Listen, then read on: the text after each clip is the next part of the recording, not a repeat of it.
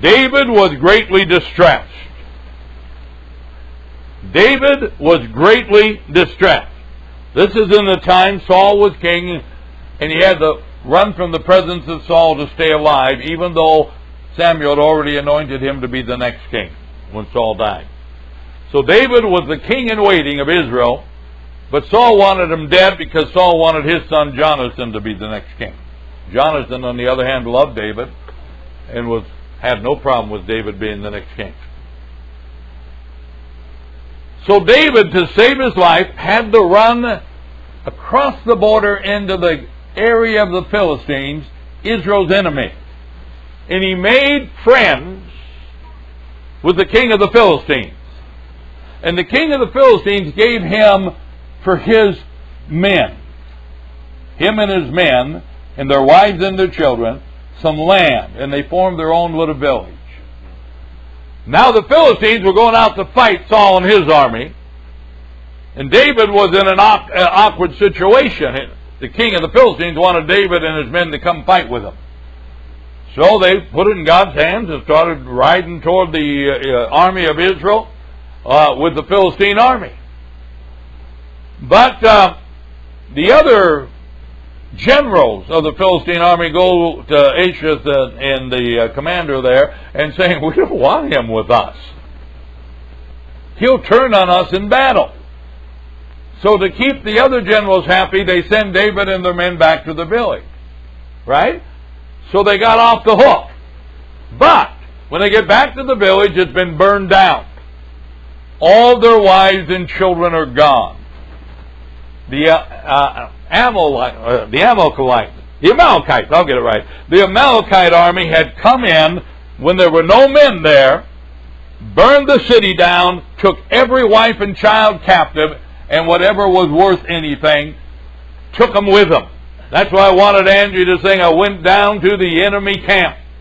So David is greatly distressed. Not only has he lost his wife and children, his men who would die for him suddenly want to stone him because the guy in charge is always his fault. Right? Ask any president. It's always your fault when you're up here. You get all the credit for the good times and all the blame for the bad times.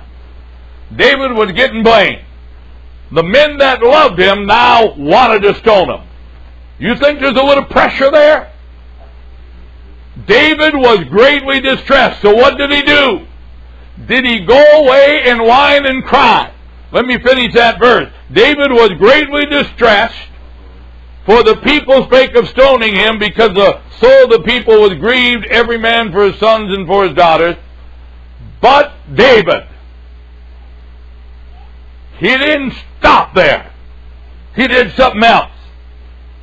But David, the one who was greatly distressed, didn't let that depression swallow him whole.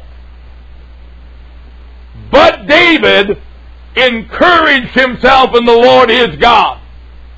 That's exactly what I'm telling you with the Lord's Prayer. Use that method of prayer when you're overcome to encourage yourself. Now what did it mean for David to encourage himself? It meant for David probably to think back when he was a shepherd for his father, and a bear came in to attack the sheep. Little David with a sling killed the bear. Another time a lion came, and God gave that lion into the hands of David. Another time he faced a giant somewhere around 9 feet 11 inches tall, who was very athletic. Wasn't just some big lumbering guy who could hardly stand up. He was a mighty soldier. Nobody in Israel would face him but David. So David went out. He went up to Saul, this ruddy boy. His brothers told him that were soldiers there. He said, shut up. David was just there bringing food from Dad to his older brothers. David said, I'll fight him. And they said, shut up, David. David said, I ain't shutting up. I'll fight him. Word got to Saul. Saul called him in, seen this ruddy little teenager. He said, how could you fight him? He told the story. God gave me a bear. God gave me a lion. I'm not afraid of anything. God's my God. And Saul said, if you're going to do it, you need some armor. Tried to put his armor on him. Saul was a head and shoulder above everybody, all of his soldiers. He was a tall guy. And David said, that doesn't fit me, and even if it did, I haven't proven it. I'll just take my little sling here, pick me up some rocks. And so David told Saul, and Saul thought, I got nothing else going. Go ahead. And David slayed Goliath. You don't think David had things that could encourage him? How about you when you're pressed?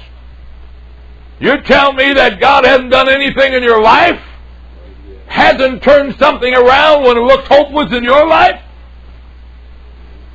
Amen? Those things aren't to be forgotten. They're to be remembered when you're greatly distressed. So you can dig yourself out of that distress. The Lord's Prayer is there to help you to pray in a way that'll help you encourage yourself. But never forget the testimonies. The lions and the bear. The times you didn't know how you're going to pay your bills and suddenly they're paid. We've had times in our history, Barb and I, where we didn't know where money was coming from, and to this day we don't know where it came from. I don't mean that a pile of money fell in our hands, but our issue went away. Yeah. We don't know how it happened, but God. Amen? So you're saying I'm overcome with discouragement, I'm greatly distressed, but you. David was discouraged, but David encouraged himself. Amen? In the Lord. He didn't encourage himself in his supposed talent. He encouraged himself in what God had done in his life. Maybe we need to start keeping notebooks.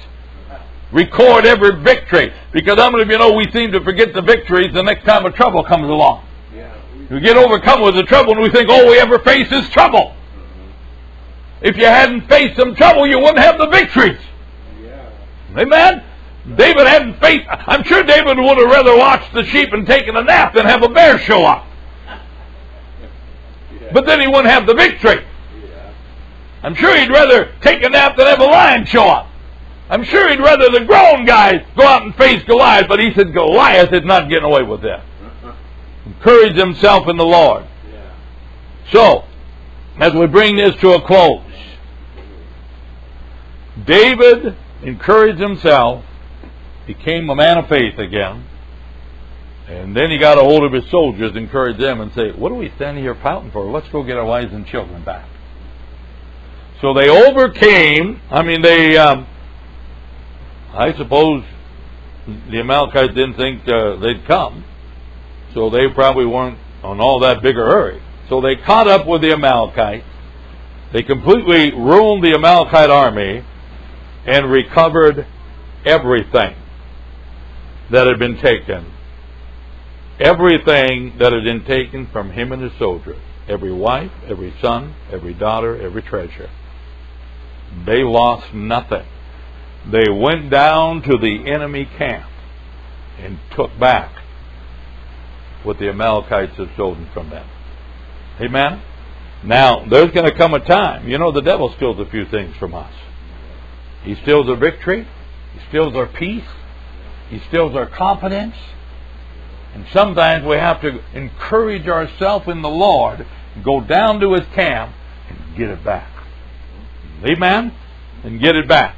So, never met a David I didn't like. Maybe because my name's David. But David, overcome with distress, encouraged himself. What are you going to do? How do you encourage yourself in the Lord? You start off by reminding yourself of past victories that have been won when you had thought that all was lost. When with David it was a victory over lion, bear, Goliath. With you it's reminding yourself that you came through some difficulty with bills, with sickness, with employment, with your marriage, with your children, whatever it is. Then you pray in the manner in which Jesus taught us to pray. Praying in that order will get our minds in the proper perspective. It'll hush our anxiety. Then we can pray in faith. A closing note, discouragement overcame him. But then, David. Discouragement might be suffocating you right now. But then, you. will encourage yourself in the Lord.